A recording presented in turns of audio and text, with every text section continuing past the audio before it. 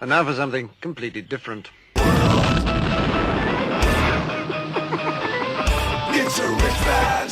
Forget everything you've been told by others before. Get ready for the real deal, the full story. Real talk about money, markets, life. Now, it's The Real Investment Show with Lance Roberts, presented by RIA Advisors. And good morning and welcome to the Wednesday edition, the Hump Day edition of The Real Investment Show as we get ready to slide into Christmas. Hard to believe it's here, right? I mean, Friday's Christmas Eve, Saturday's Christmas. If you haven't done your shopping yet, well, too late. So it's all over. So it's all good now.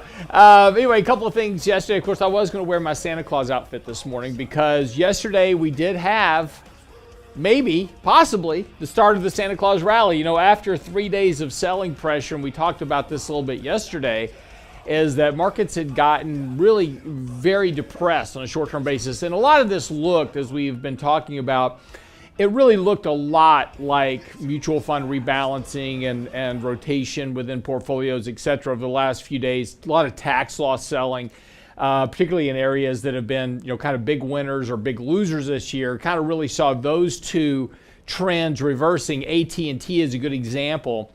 Has been a stock under a tremendous amount of pressure over the last year. Verizon, some of these communication stocks have been under a lot of pressure this year, really underperforming the overall index. We saw those see a lot of rally over the last couple of days, and that's maybe because, and that really looks like, these funds that own those stocks, they need to have those weighted within their portfolio if they're running an S&P type fund, et cetera. But over the last year, because of that selling pressure, those had really become underweight positions in portfolios. And other stocks like Apple, Google, Microsoft that have had big runs over the last year, they were overweighted in portfolios. So as a portfolio manager of running a mutual fund or a pension fund, et cetera, if I have to rebalance those things, then I need to do some tax loss harvesting. In other words, sell some losers to take some losses. Or, doing that work in the portfolio, well, I have to sell off some of my big winners to reduce those. I need to buy those losers and laggers to bring them up to weight, and then also sell some of those other stocks that haven't been performing well at all. So again, we saw a lot of that action over the last couple of days, and not surprisingly, yesterday, now we're starting to get those last few days of the year. Typically, it's the last 5 days of the year, which will be the week after Christmas, and the first 5 days of January tend to be statistically strong periods for the stock market because of this rebalancing process that's going on. So yesterday we saw this nice rally the good news about the rally yesterday is that it did get above both the 50 and the 20-day moving average. So we had talked about yesterday morning that there was a good bit of resistance overhead. The market needed to get through that if it was going to try to go back up to all-time highs. And we did challenge that and get through both of those moving averages yesterday. So clearing that resistance yesterday was an important first step for the traditional Santa Claus rally. Now, today we'll need some follow-through with that. This morning right now, futures are up a little bit this morning. Dow's up about 65 points. So not a really strong open this morning, but again, it was a big move yesterday. Now, if I had to give you some negative points about yesterday's action, breadth was very weak. The number of stocks trading above their 50 and 200-day moving averages remains extremely weak here. Volume was not terrific. We didn't have a huge amount of volume push yesterday. And, while we did get a little bit oversold on a short-term basis, we're starting to see a little bit of recovery in that oversold condition. So again, there's not a lot of commitment to the rally. And again, it's really a rally based around the lack of liquidity. It's just there's not a lot of buyers or sellers in the markets this week. Most people have already taken off or they've checked out. One way or the other for the holidays. So again, you're not really seeing a lot of push here. But again, this is that kind of year-end rally. And again, it's important, as we talked about over the last couple of days. Look, when you have this type of volatility, and right now, if you take a look at the markets just over the last few weeks, we had a big rally coming out of November. We had that big sell-off early December. We had a big rally back to all-time highs the next week. Then you had this big sell-off over the last 3 days, and now you got the rally yesterday. That kind of volatility makes it very hard on investors, and it makes it really tough to actually manage a portfolio. So this is where mistakes get made, and sometimes you just kind of knuckle down and kind of just work through the process, let the market do what it's going to do, and then just wait for the market to tell you whether or not it needs to have a further correction or if it's ready for the next advance. And so sometimes it's very frustrating, particularly when markets aren't going anywhere, they're just moving up and down a lot. And historically, from a statistical basis, we've had more volatility this December than we actually have had really in previous Decembers going back, 2 decades. So it's been a very volatile month. And, again, something that we had talked about in very late November, we said, hey, be aware the first 2 weeks of December, we see a lot of mutual fund rebalancing, could see some sloppy trading action. Well, ladies and gentlemen, that's exactly what we've had over the last couple of weeks. I think right now, and again, we're just always guessing at future markets. I think we've got a lot of that behind us. It doesn't necessarily mean we're not going to have some sloppy action between now and the end of the year, and particularly into the first part of January. There's certainly a lot of things weighing on the markets as we head into 2022, right? You've got we talked about the Fed tightening rates. We've talked about the Fed, reducing their balance sheet support. You've also got these inflationary pressures that are weighing on consumer spending, supply chain disruptions. Now, a lot of that stuff's going to start to clear up as we get into next year. But there's a lot of other headwinds that are coming at us as well. And one of the things that I think we really need to focus on as we start moving into next year is a lot of this liquidity flows that we've had coming in from all over the world, right? We've just had massive amounts of liquidity being put into global funds. And we've had just a massive surge of liquidity being put into equity funds all over the world, over $1 trillion last year, just a massive flood of capital. Unlikely that we're going to be able to continue that process. It's just a function. There's a limit to how much capital is out there. And the other side of this is corporate buybacks. Corporate buybacks have just been running records this year, in particular as companies buy back their own shares to help improve their bottom line earnings per share. That's something that may be more challenging next year, particularly if interest rates come up, particularly if we see weaker economic environments where companies need to hoard more of their cash in order to deal with higher labor costs or to deal with weaker sales growth because of a weaker economy. We may see a slowdown in some of those stock buybacks. And stock buybacks have been a major support of asset prices over the last decade. So again, a reversal of that could certainly lead to further weakness. Now, I'm not saying the markets next year are going to be a bear market. I'm not saying that at all. All I'm saying is there's a risk that a lot of this liquidity that we've had coming in from both fiscal and monetary sources are going to start to reverse next year. The failure of the BBB plan to pass, that pull some of that liquidity push out of the markets as well. Now, they're going to try to get something done maybe in January. We'll see what that looks like and if they're able to get it past Joe Manchin. But again, even if they do that, the BBB plan doesn't put a lot of cash into the pockets of individuals immediately. It's something that's spread out over time. And as the other liquidity pushes that we did previously fade out of the system, there's less liquidity there to support growth going forward. That's going to potentially shrink profit margins, et cetera. So again, just as we start to focus on 2022 and as we get to the end of this year, it's important just to think about the changes, the underlying dynamics of the market and the economy and how that's going to impact prices, particularly when you have a market as overvalued as we have currently. Right now, trailing 10-year earnings are running at roughly about 40 times earnings at this point. So a very, very overvalued market. So more headwinds going forward than we had tailwinds over the last 2 years. So as you get into 2022, it may be time to rethink a bit about how you position portfolios. We've got a couple articles coming out on this over the next few days as we go through the end of the year. And but again, just something to think about. We'll keep you up to date on it and in all of our writings. Make sure you get our daily commentary. We'll be touching on that more and more over the next few days as we get ready to wrap up the year. Just simply go by the website, realinvestmentadvice.com, sign up for our daily commentary. We'll be right back after the break.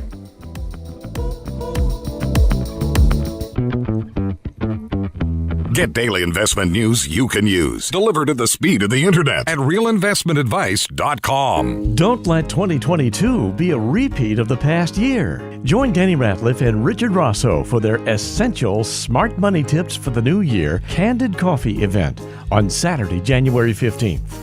You'll learn the landmines to avoid, tax advantages we see, and money tips you need to know in the new year. Register now for our next Candid Coffee at realinvestmentadvice.com. Candid Coffee with Ratliff and Rosso. Realinvestmentadvice.com. Anyone can sell you insurance, and they'll gladly take your premium dollars. The RIA Insurance Agency can provide you with insurance solutions tailor-made for your needs and lifestyle. Because everyone's assets are different, let RIA Insurance review what you need to protect and how. We won't sell you insurance, but what you need will be a matter of policy. RIA Insurance Agency. 888-915-0780. 888-915-0780. RealInvestmentAdvice.com. Click on the insurance tab. Hi, Lance Roberts here. If you're like most people, your 401k plan represents the bulk of your retirement assets. And unfortunately for many, managing your 401k plan can be difficult. There's so many choices, so many things to consider. With just a quick email, a couple of questions, you can put RIA advisors to work for you managing your 401k plan. Get started right now at the website, realinvestmentadvice.com, or simply call our toll-free number, 855-RIA-PLAN, or again, simply online at realinvestmentadvice.com. And now, another page from the Real Investment Advisors Investing Manifesto. Bulls win in bull markets. Bears win in bear markets. Eagles soar above and take advantage of opportunity. Let us help you soar as you reach your financial goals with RIA Advisors. Neither bull nor bear. RIA Advisors, 281-501-1791 or online at realinvestmentadvice.com. The Real Investment Show.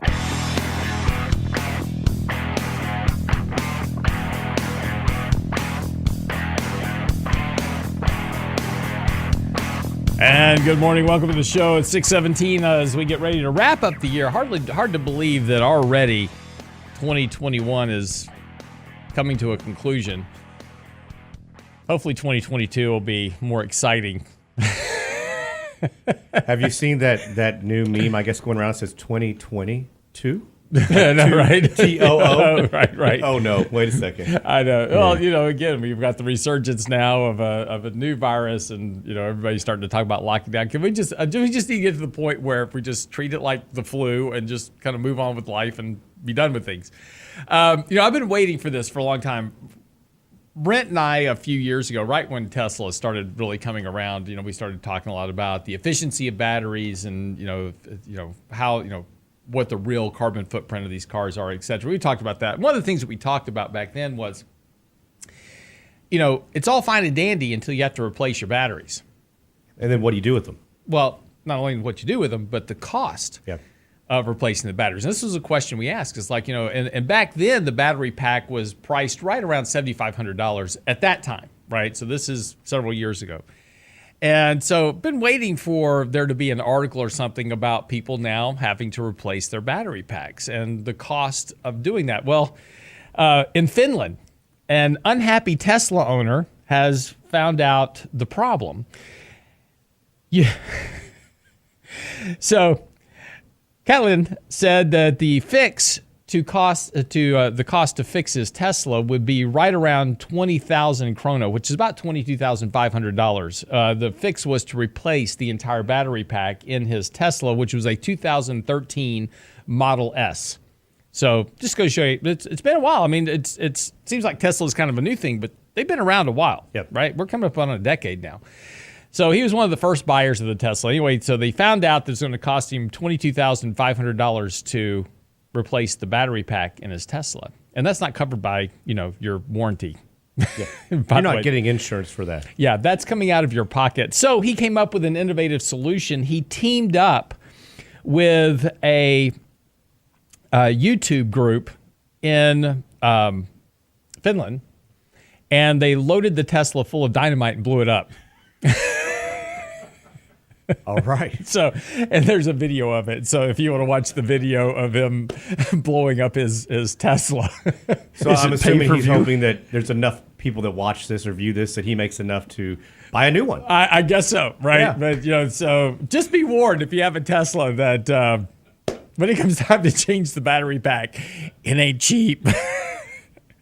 Which also brings up into question, what happens when people start trading in Teslas, right, to get a new one, and then somebody buys the used Tesla? See, and I haven't really seen much of that story yet, but how many people buy a used Tesla for X dollars, and then find out 2 years later they've got to replace the battery pack for $20,000. Well, there's a lot of Teslas online. Have you seen the story that some of the new Teslas are being produced with new 2017 batteries? Yeah, well, how does that work? I know, right? Well, they just, they haven't been used, I guess. Well, there's a disclaimer that says your battery may have up to 12% reduced performance because it was originated in 2017. I'd like a 12% discount, please. Yeah, exactly.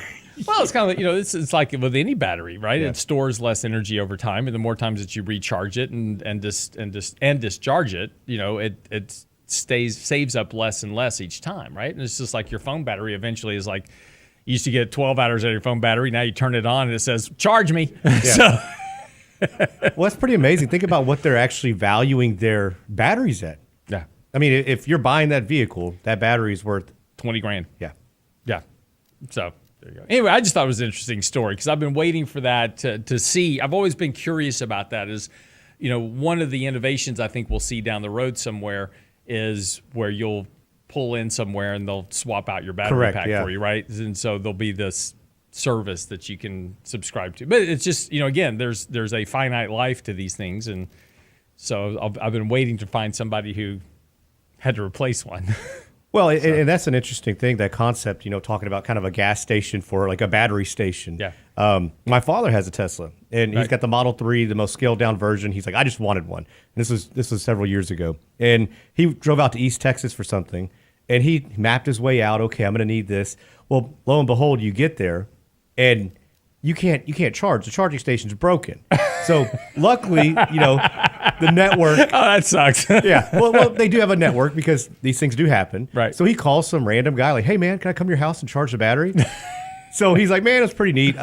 Really screwed my day up, but was able to meet an interesting guy, made a friend, and went on his way. Yeah, but that is an interesting thing, right? So, he had to go find some place to charge and then spent however long it was to charge the car. So we got to know this new friend very well by that time. Yeah. Versus pulling into a gas station, pumping in, 20 gallons of gas and being on your way in 5 minutes, right? Correct. That's going to be one of the more interesting challenges. And that's something, with the Build Back Better plan, right? They wanted to try to spend $500 billion building these charging stations all across the country. It still doesn't solve the time problem. That's right. Right.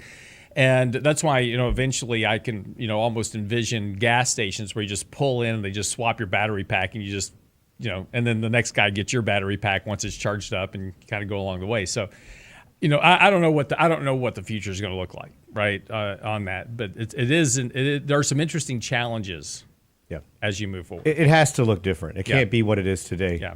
Yeah. So anyway, sorry, digress. That really wasn't the point. The point was about blowing up a car because of the battery. So I thought that part was interesting. Lance just like blowing things up. Yeah, I do. Actually, anything involving explosives, I like that. So. And by the way, if you're interested, Babylon Bee, which is if you're not familiar with the Babylon Bee, they're a satirical website. They're fake news you can trust, right? That's their slogan. Elon Musk just did an interview on Babylon Bee. Really? Yeah. So it's actually online if you want to go watch it. But basically, he's kind of slamming what he calls Liz Warren and the woke culture, talking about Elizabeth Warren's been after Elon Musk, and so he went on Babylon Bee and he said, because I can't say these things on CNN, I want to be here. And so he kind of turned loose on Elizabeth Warren. It's actually pretty funny. They need to put those two in a fight cage. A UFC match between Cherokee Liz and Elon Musk, right? Oh, man. Talk about explosives. Exactly. He's gaining a lot of fans, though. I mean, he is. What No, he's doing. he has done some, he came out yesterday, and I don't know if you saw this yesterday. One of the things that we talked about here on the show about Elon Musk was, we're getting way off topic this morning, by the way. Just bear with us. We'll get back on task. But just recently, we talked about on the show that he's actually very smart in exposing the hypocrisy of taxing rich people. Yeah. And, he went out when they were doing this whole push in the administration that we all need to tax the wealthy more, et cetera. He went on to Twitter and he said, hey, would y'all mind if I sell some of my shares because I need to pay my taxes? Now, he doesn't really need to sell shares to pay taxes. As we explained before, people like Elon Musk that have the vast majority of their wealth in corporate stock that they can't sell, they go to banks and the banks loan them all the money they need against their corporate equity. So that's why Elon Musk can have, planes and trains and automobiles, but he doesn't actually have to sell any stock because banks loan him the money to do that because of what's going on with his company stock. And of course, that company stock has been spiraling in appreciation, so the banks aren't worried about it. They'll loan him all the money he wants. But when all this, attack went on to wealthy people, and they were targeting Elon Musk. Elon Musk doesn't pay any taxes. He's like, went onto Twitter and said, hey, can I sell some of my shares? He got approval from the masses to sell his shares, which was great. They were like, yeah, sure, sell some, pay your taxes. So he did. He sold about 10% of his shares. The stock's now down about 20% from the peak, but, he sold about, and smart for him, the stock has been just on a tear and is hugely overvalued. So even he has got some reasonable expectations of what his company can produce in the future. And he's like, man, this is about as highly priced as this stock is ever going to get. I'm selling it and taking some. So he just announced yesterday he's going to have to pay about $11 billion in taxes on those sales. Now, he doesn't care, right? He just made a tremendous amount of free money from his corporate stock. Sure, he'll pay $11 billion in taxes, but this is the point. The point he's making is that corporate executives and rich people do pay their fair share. The top 10% of income earners pay about 80% of all the taxes. So this whole idea that the rich don't pay their fair share, Elon Musk just exposed that. And of course, that was, Elizabeth Warren going after him, particularly on that issue. And that's part of this interview of his attack back on her, is saying, this whole woke culture is spreading a lot of misinformation because they're telling you things that simply aren't true. And so that's right. Think about now, start to go back and think about the jobs that are created, all the things that have come from this. I mean, how many employees that work for Tesla that own stock are now multimillionaires? True. Right? So, this is the whole part about capitalism that, if you watch a lot of the social media channels, there's now tons of young youth out there, talking about how capitalism sucks and socialism's better. And, they're all doing this on their iPhone, of course, and using social media platforms those type of things. But, the point is that capitalism was what creates those jobs. And in a lot of cases creates the jobs that these people complaining about capitalism have. So just something to think about. The irony of it all. This goes back. This goes all the way back to when you remember back in probably 2008, early 2009, they had Occupy Wall Street, and all the kids were out there protesting protesting the 1%, and they were all out there trashing the place and doing all their commentary on their iPhones and Apples while they're while they're trashing Tim Cook and all the corporate executives, right? We need a documentary. Where are they now? Exactly. They're working. They are working for those companies now. That's right. So, Mom and Dad said, get out. Exactly. Go occupy someplace else. All right, quick break. Well, all right, so we messed around enough. Coming back from the break, the CEO of Zappos just passed away. Interesting... sad story, but an interesting, kind of dialogue around what not to do when you actually build wealth inside of a corporation. Be right back after the break.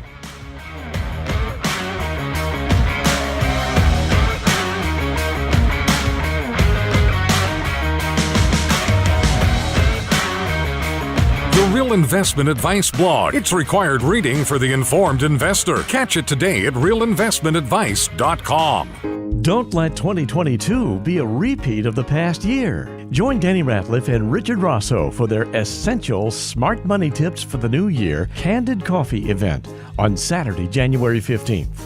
You'll learn the landmines to avoid, tax advantages we see, and money tips you need to know in the new year.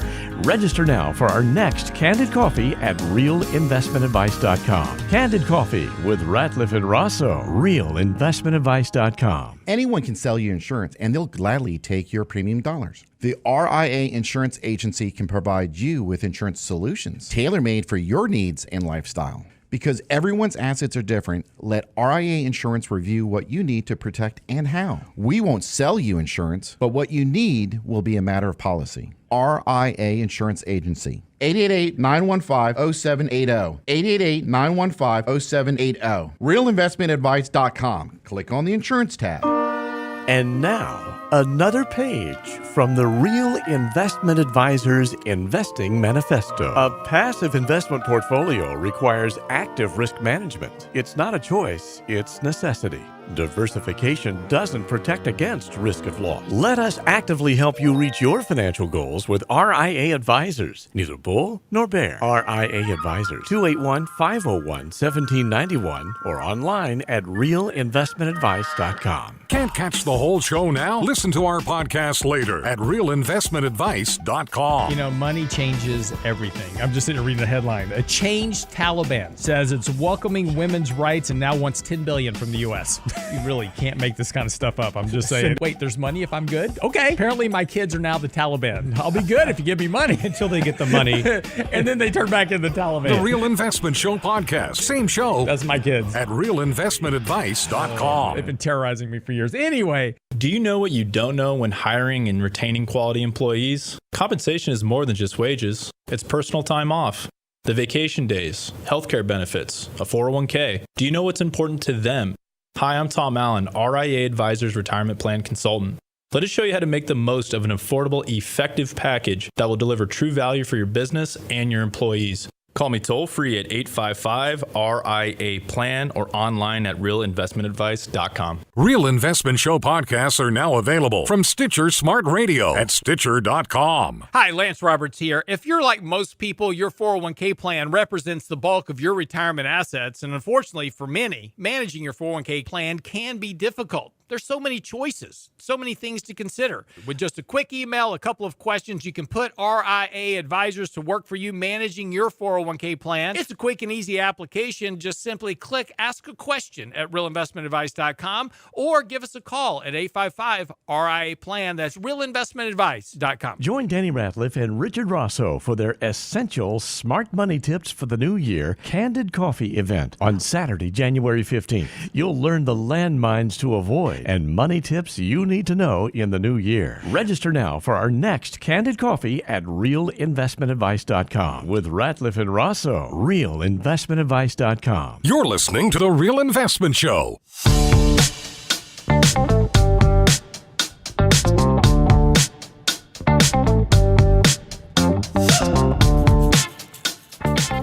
And welcome back to the show this morning. I'm your host, Lance Roberts. Danny Ratliff joining me. Okay, I know it's hump day. We need to talk about some serious stuff. Markets are kind of looking to open up a little bit this morning after yesterday's rally. Bitcoin actually trying to rally back above 50,000 as well. So again, we're starting to see this kind of, this kind of push back higher in stock prices, and it looks like repositioning now after we've had, a lot of portfolio rebalancing over the last few days. It's been a little bit tumultuous. A little bit tormenting, but it looks like we're now getting past that. But again, may not be out of the woods just yet. So we'll see what happens over the next few days. But talking about things that can go wrong, there was an interesting story. The CEO of Zappos passed away just recently. And, we talk a lot about estate planning and, planning for the future. Nobody really wants to do that, honestly. Nobody wants to think about end of life. And we talk about the necessity for, permanent insurance versus term life insurance. We talk about the necessities for, doing actual planning, having a estate, having a will. There's just some things that you want to do, but in order to do that, it requires having to deal with the issue of mortality, which people just don't want to do. Nobody wants to think about that. Look, my wife's a good example of this. I had to drag her down to the estate planner's office to do our estate and family trust because she just doesn't want to deal with the issue that I might not be around someday. That's just her, right? She just hates that stuff. Whenever we talk about it, she tries to change the subject and, talk about something on TikTok, right? So, just doesn't want to deal with it. But the consequences can be very bad. If you don't do these things and something unexpected happens, right? And this is what happened with the CEO of Zappos, Dan. Well, these are things that we see and we have discussions with, daily, if not, weekly, if not daily. And because this is so important, I talk to a lot of people and we're discussing, what's going on with their finances, their planning, their investments. And we get down into it and say, hey, what about your estate plan? And I can't tell you how many times, no matter the age or the amount of wealth, many people just say, oh man, yeah, I'm going to get to that. Or we started the process. We can't finish it.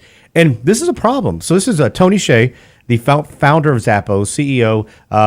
He'd stepped out of the picture. Now, his story's a little bit different. He had a pretty risky lifestyle, kind of a rock and roll party lifestyle, so to speak, but had no plan, died at 46. Supposed net worth of $500 million.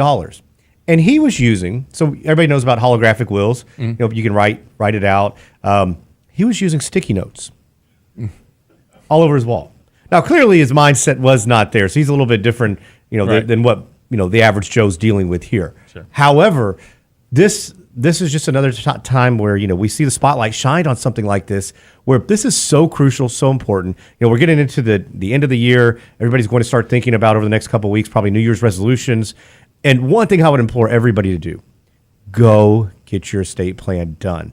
Lots of moving parts right now. Obviously, we talked a lot about the tax bill this year or the lack thereof at the moment. But something will come to fruition at some point. But we can't just wait. I know a lot of people wait and say, well, I'm going to wait and see what the bill says. I'm going to wait and do this. Well, we have a habit of waiting. Right. And, these are things that are just out of our control. So, look, I understand. Nobody wants to talk about their mortality. My wife's the same way, kind of same deal, dragging her in. Hey, let's go. We've got to get this done, or we need to update this. And I think it's really important. It's also important to have a really good understanding. The bigger thing that I see, Lance, and it's pretty interesting, is that a lot of people say, well, I just don't want to pay the money. It's just too much. Look, there's a lot of ways to do this that are pretty easy. I mean, you can go to LegalZoom.com. I personally like to work with a professional that you can sit across the table from who can give you some guidance, kind of hold your hand through the process. Because what happens is many times you get going in the process and then you say, well, I can't make these decisions. So you really need somebody who can help you and kind of say, hey, let's point you in the right direction here. Have you thought about this? Have you thought about that? And this is one of the things, though, that Lance, that nobody wants to do. Right. And look, and dealing with a professional is important, but you also have to be aware of some of the, even with professionals in a lot of cases, and particularly when you use something like a LegalZoom or that, these are really boilerplate templates. Correct. And and a good example, and I always use this example, in most estate plans that you see, the boilerplate is that when you pass away, the assets pass to your kids. And at the age of 35, they get 30% of the assets. At the age of 45, they get another 30% of the assets. At the age of whatever, and so at these kind of age break marks, they get access to these assets. And in a lot of cases, y'all see it at 25 and 35. Now, at 25 and 35 years old, if you gave me a bunch of money, it wouldn't last for very long. And because I'd go have the rock and roll party lifestyle, like the CEO of Zappos. But the problem is that today in particular, a lot of people don't have good financial savvy. So Correct. If you give, young people a lot of money, and we talk about this often, is that family wealth rarely survives the first generation. And because you give them all this money, then they go out and all their friends show up out of the woodwork and they've got all these great business ideas that they want you to invest in with them. And, and money disappears very quickly. So for instance, the way we set up our family trust, and I'll give you this a real life example. And you can be as creative as you want, but for my kids, they have to have a college degree. They have to work full time. They've got to pass a random drug test. And if they do that, they get access to the 4% withdrawal rate that comes out of the family assets. They never get to touch the principal of the assets. Only what it generates, and they can take out 4% a year. So, and that gets divided among each of the kids. And so the point is that the family trust will help enhance their lifestyle, but it is not going to feed them, right? It'll give them a little extra spending money, but that corpus of that capital will pass on from their kids to their kids to their kids, and generations down, and continue to grow over time. And so it's important to have a couple of things under your belt. Is one, having a good system of a trust manager in place. And this is where, I might have Danny be my initial trustee, but he's eventually going to die. So I've got to have a backup trustee that I trust, and then probably at some point is going to have to pass to a trust institution, like a Northern Trust or something like that can manage what the estate says. And this is why it's very important when you're doing your estate planning that you're very specific about what the money can be invested in, what it can be used for, how can it be withdrawn, when can it be withdrawn. You've really got to work through these things because eventually at some point in 5 or 6 generations, there's going to be somebody that never knew you existed managing your family assets, and they need very strict instructions about how to manage that. And that's why working with a really good, well-versed professional that understands this can help you avoid a lot of those pitfalls that wind up evaporating family wealth in 1 or 2 generations. Yeah, that's exactly right. So people are afraid to spend the money and the cost of this. But at the end of the day, no matter your wealth, you're going to spend, or your family's going to spend a lot more just trying to decipher it. So now, going back to Tony Hsieh, his estate's tied up in court, will likely be so for years. They're going after all of his business dealings, anything. And now his circumstances are much more complicated than most. But I can tell you, just with a simple will, a lot can be solved. Now, it doesn't make everything perfect, but going through, like Lance, you're discussing something that's much more complicated than what most people. I mean, just your basics. You need a will, medical directives, and power of attorneys. I mean, how many people do you know that have become incapacitated or something goes wrong, and people can't pay the bills because nobody has access to the funds? Yep. And that's a problem. Well, no, and look, and what's more expensive? $7,500. I'm just throwing out a number. $7,500 to do a basic estate plan, or 70% income tax on your estate. Yeah. That's the other thing that people don't think about. When if your estate goes into probate, your legal costs and all that get ramped up. Plus your estate taxes if you've got to wind up paying those because you didn't shelter them correctly. The cost of trying to save $5,000, $10,000 on it. And look, it sounds like a lot of money. I'm just throwing out a number. It depends on the complexity of your estate, how much time you have to spend with the attorney. But seriously, I mean, the cost that you spend building the right foundation for the house is the most important thing, right? And this is, you can build a beautiful house, but if you have a crappy foundation, it's not going to last for very long. And that estate plan is that basic foundation going forward. And if you skimp on that, it can wind up costing you a whole lot more money. Not you personally. You may not care. It's like, I don't care. When I die, whatever happens, happens. Yeah. But your kids may care. So bill them for the estate plan.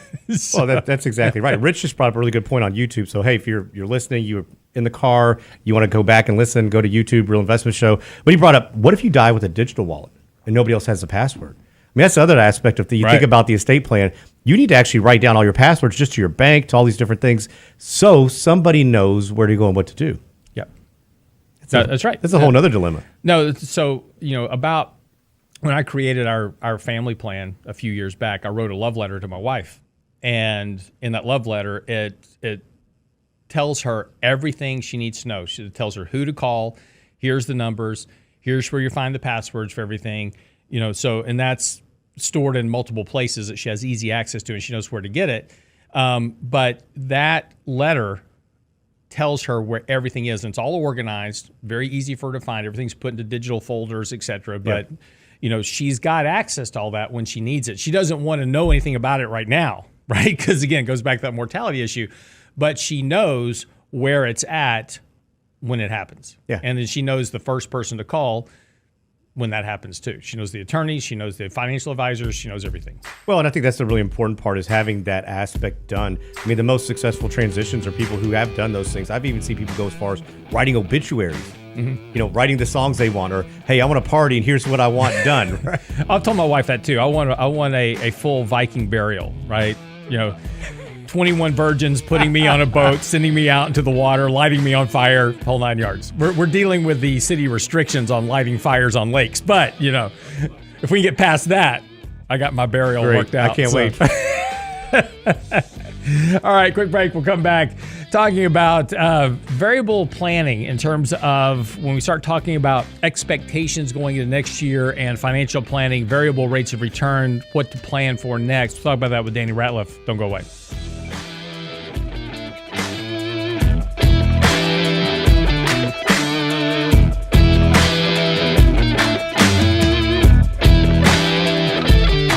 Get daily Investment news you can use, delivered at the speed of the internet at realinvestmentadvice.com.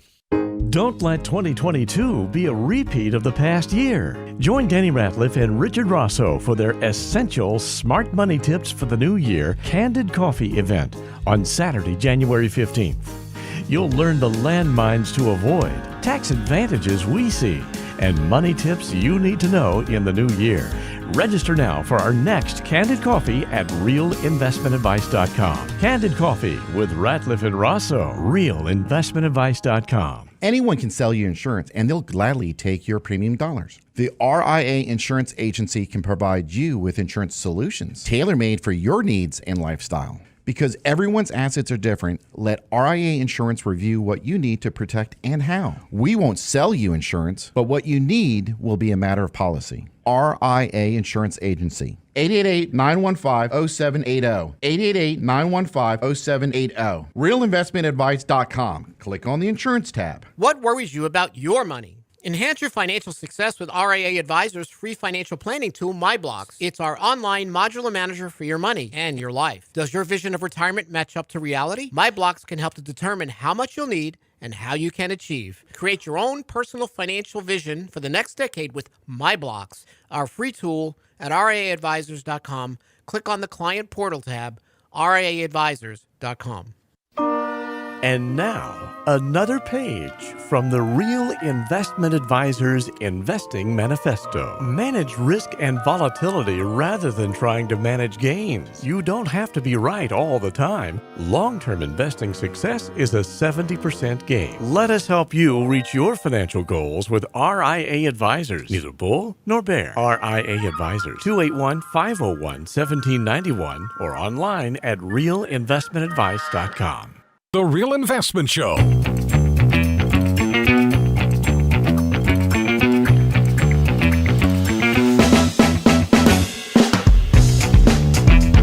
percent of Americans saying the following are essential holiday traditions. This is a infographic from Statista this morning. 49% say Christmas music is a holiday essential. 46% say Christmas movies. Now, this is a big thing in my house this time of year. My wife and my daughters, they watch, White Christmas and, Miracle and the whole thing, right? I mean, all of them. They go through the whole litany of them, right, during the Christmas holidays. For me, it's Die Hard, right? So this is a big debate now, actually, in social media about whether or not even Bruce Willis came out on TikTok a couple of days ago saying that Die Hard is not a Christmas movie. It is a Bruce Willis movie. And that got, of course, he did that just to spark a lot of conversation and debate. And of course, now people have challenged him to debates on whether or not it is a Christmas movie. And of course, the premise is to lay out the 12 premises of Christmas that are inside of Die Hard, right? He wears Christmas clothes and it's during Christmas and et cetera, so forth, so on. So, but anyway, this time of year, it's always an annual rerun of Die Hard. I'm by myself usually watching this, but nonetheless. 46% say presents. I'm surprised about that one, right? Christmas tradition, only 46% say presents are a Christmas tradition. That's interesting. I thought that would have been higher. 40% say Christmas lights and decorations. They obviously don't know my wife. 35% say front yard decorations. That goes with the other one. They don't know my wife. And hanging stockings. Only 27% hang stockings. Really? Yeah. Well, most houses don't have fireplaces, I guess. 27%. Now, that's one that's actually pretty shocking. Yeah. Because, like, the kids, we were out of town this last week, and we were traveling, and we actually at a restaurant, and there were a bunch of stockings hung up probably for the waiters and waitresses. Mm-hmm. And my little one, Joseph, who's 5, was like, hey, Dad, why is that not on the fireplace? Right. And why is there stuff in there? Santa hasn't been here yet. But I don't know if it's like regulars were putting stuff in the stockings or what, but that's kind of interesting. It is. It is very interesting. So anyway, just a quick note. So as we head into the rest of this year, it's time to start thinking about next year already. It is right around the corner, and this really comes into a lot of issues where we're now starting to think about return structures for next year, right? So we had an outstanding. So let's say your financial plan requires you to make a 6% annual rate of return, whatever it is. This year, you've banked in, twice that rate of return in a lot of cases. And, so what do you do now planning wise going into next year, right? It's the interesting thing about returns is you've got a couple of choices with how to deal with them. One thing is to take out 6% of that annual rate of return, stick it into cash, and say, okay, I've booked up 1 year of my annual return rate that I needed for retirement. Put that to the side. We don't do that. Everybody just kind of rolls it over. We start from zero again in 2022, and we hope we make 6% again. Yeah. Right. And we don't really think about the compounded returns that we've picked up over the last decade and how far ahead or behind of our target goals we are.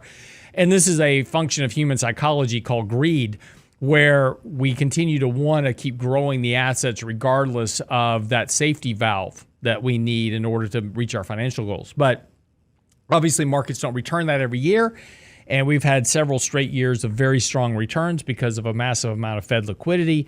But that's beginning to potentially reverse as we head into 2022, which potentially brings up very different thoughts about returns, the impact of inflation on those returns, and the impact of what that may do to financial planning. Danny, what do you think? Yeah, I think this is a big thing that people often overlook. And a big part of this is essentially we're looking at a handful of things. One, typically in a lot of plans, we're seeing pretty boisterous returns. And while year over year, that can certainly be met longer term, especially as markets get more expensive, there's more things that occur. We need to be pretty nimble with these things. And not to mention, we're planning for a very long period of time. So to say you're going to make 10% every year because that's what the market S&P 500 has done over the last 80 years, I don't think that's a little disingenuous in how to actually plan. And we should probably look at playing devil's advocate and how do you actually stress the funds. And this is a big part of it, right? So we look and you look at these great returns. They give us a false sense of security because then we think, oh, well, we don't need to save as much. We don't need to do the things that we've historically done. Yet, because we've had a great year, we're going to put these things aside. And what we do know is that a lot of times after very good years, we do get some that are more kind of in the doldrums or maybe even bad years, also, and vice versa for that matter as well. But in an environment that we see right now, we want to be very cautious here. And we want to also realize how money works. We see a lot of times when we look at returns on a fund fact sheet or something of that nature, we're looking at arithmetic returns versus geometric, how your funds actually work. And this is a big thing because, we can discount, and in fact, going back, if you look back several years ago, a lot of mutual funds or money managers made it very difficult to find returns simply because they didn't want you to see what the impact of 2008 was. You got past about 2018, they're all over the place. You can see them again because everybody's returns looked really, really good. So, it's that time of year again, we're looking at capital market assumptions, and most of the time, they don't change or they don't take into account changing in inflation, and we don't take into account what happens if you have some bad years. And so I think it's really important as we're getting into the new year to understand exactly how your plan was done. What's the data behind the scenes? What are the returns? What does inflation look like? Do you use a variable sequence of returns? Because that's one thing that we see a lot of times where it's just a flat, 7, 8, 9, 10. I mean, I've seen some pretty lofty expectations here. And, your money manager may say, hey, we've had a great year. We're up, 16% or 20%. Well, that's fantastic. But what were you the year before? The year before that? Mm-hmm. What's that actual return look like? And we need to be more reasonable when we create these types of planning tools, right, and softwares. Because most people just don't look at, like you mentioned, Lance, what happens in short term and what does the long-term expectation look like? I mean, imagine somebody who's 50 right now. Mm-hmm. They say, oh, well, I may or may not need a plan. But you may be planning for 40 years. That's a long time. I mean, what have markets done? I mean, we've seen decades where the returns have been nothing. Now, it's not every year down or flat, but you get a handful of bad years thrown in there. Yeah. That's pretty rough. Well, you bring up an interesting point because that's one thing that I notice a lot with individuals is, and I get emails quite often, it's like, hey, I'm 50 and I'm still working and I need to know, kind of how to plan for, to get to retirement. And a lot of the thought process is how do I get to 62, 65, right? Mm-hmm. I don't really need, I'm 55. I don't need a plan for the next 10 years. I got that worked out, right? I know what I'm doing. I'm going to work for 10 more years. And I'm going to retire and I'm good. Well, that's true, right? But the problem is that we only focus on that date of retirement and then we forget about all the years after that. And, we're living longer and longer and longer. So you may retire at 65 and still live another 30 years. And, that has a tremendous amount of impact potentially on from market cycles and what happens. We're in a roaring kind of bull market cycle for the last 12 years. But with every bull market cycle, there's an eventual bear market cycle. And that, monetary policy doesn't change that. Rate policies don't change that. Markets are going to cycle for a whole variety of reasons, be it credit issues, debt, whatever it is. You're going to have a down cycle in the markets, and you're going to have rates of return that are substantially lower than where they were previously. So again, you've got to kind of factor these ideas into a much longer time frame than just the next 10 years, just the next 15 years. Because again, we all focus on that retirement. Man, I just want to get to retirement. And every article you read on, Market Watch or CNBC, whatever, is like how to save to, have $1 million when you retire. Ladies and gentlemen, $1 million ain't going to do it when you retire. $1 million worked in 1980. $1 million ain't $1 million anymore, right? So getting to the magic $1 million mark, that's a start, in your financial planning process for retirement. But you're going to need a lot more than that. Well, that's just like the 4% rule isn't the 4% rule anymore. I mean, things have changed. Yeah. But, another thing that we hear quite a bit is that we'll have somebody call and say, hey, I want to start thinking about retirement, but I don't want to do a plan. I don't need a plan. Right. Because I need a plan once I retire to figure out, what to do then. The problem is that usually what happens is we have no flexibility. We've been taught for years to put all these funds in pre-tax. You're going to have so much more. You're going to be better off. You're going to retire in such a lower tax bracket. And we find that's not always the case, even in the current tax environment that we're in. So I think this is something that needs to be thought about way well in advance. I mean, look, we know personal finance 101 has been thrown out the window here, unfortunately. So we need to bring that back, number one. But number two, we need to start planning much, much earlier. Looking at the things that people don't think about, maxing out the HSAs and don't spend that money. Finding ways to put funds into a Roth or the Roth 401k. Overfunding a permanent life insurance policy to have funds grow to give you tax-free distributions. There's lots of different ways that you can do these things. And what happens is you get a lot more flexibility when you get to retirement. You have multiple sources that you can pull income from that won't impact all of these things that most people don't think about. I mean, I visit with a lot of people, or somebody will call and they say, hey, I have my tax bill went way up. My Medicare has gone through the roof. I'm not sure what happened. Well, their advisor sold a lot of stuff, and now they pay a Medicare premium. So that's essentially another tax. Social Security's taxed. All of these things come together in different ways. And so that's why it's so important to go ahead and start planning earlier, so you do have the ability to pull from multiple sources to protect the assets. So, you think about it, we work so hard to make sure we're managing money properly, we're having it grow, but yet we don't ever really think about it. A lot of people don't think about what does that look like when you start distributing these funds? That's the key. So going into this next year, if you're going to look at a resolution, you're going to start thinking about, where do I put funds aside? I think it's extremely important to start thinking about what does that actually look like down the road in retirement. I don't want to get there and just say, hey, here's what I have. But you want to get there and say, here's what I have and here's what I can do, and pull from all these different areas. And that wraps up our show for today. I want to wish you a very Merry Christmas. This is our last show for the year live. We'll be actually running some best of shows over the next week while I go on vacation with my kids for the end of the year.